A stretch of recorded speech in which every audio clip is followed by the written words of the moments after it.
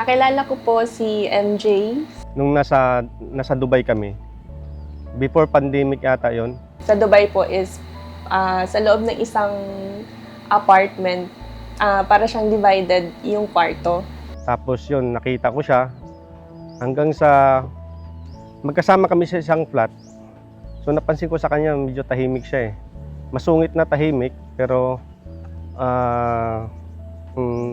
mabait. Nag-message siya sa akin ng openings, gano'n, hanggang lumalabas po kami ng dalawa lang kami. Minsan niyayaya ko sa lumabas, magkape. Hanggang sa doon na nabuo yung relasyon namin. Hanggang sa nagka-developan. Ang paborito niyang ginagawa is magluto po talaga. Yung favorite niya talaga is seafoods. So, ang totoo nga, ako nagluluto lagi para sa kanya.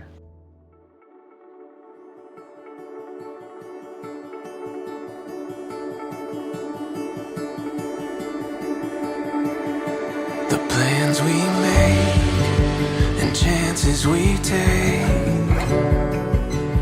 I feel everything more with you.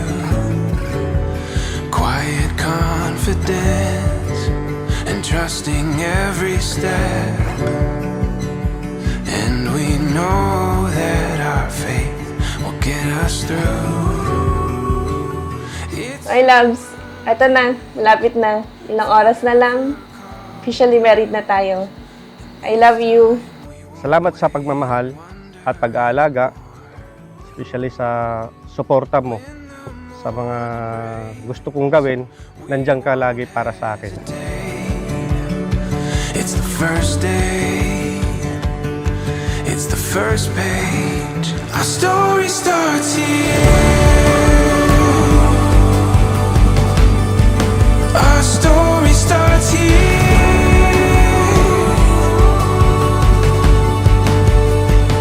Before our eyes, now we find it all becomes so clear. Our story starts here. Sa araw na ito, tayo ay nagtitipon upang maging saksi sa pag-iibigan at pag-iisang dibdib ni na Marjan at Sarah J. Sa banal na sakramento ng kasal, isang paglalakbay na puno ng pag-asa, pagmamahal at pangako. Isang paglalakbay na kailanman ay hindi madali, ngunit tiyak na sulit ang pagod. Our story starts here.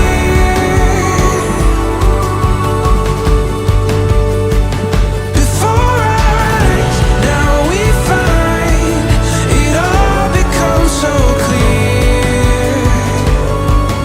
Our story starts here. Our story is, our story is, our story is, our story, our story is, our story is, our story is, our story.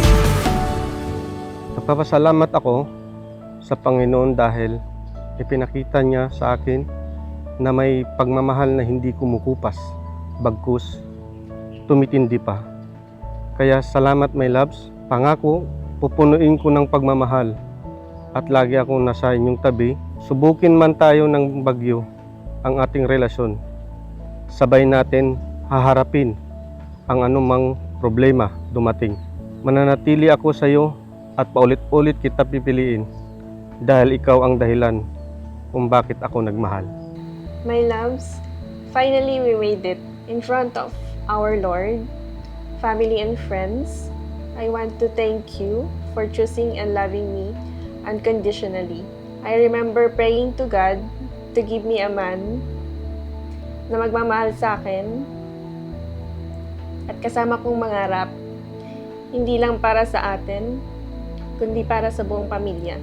Thank you for staying calm kapag nagpapanik na ako. I promise to cherish every moment, to choose and love you every day. Always remember, I will be your number one and solid supporter. I love you always and forever.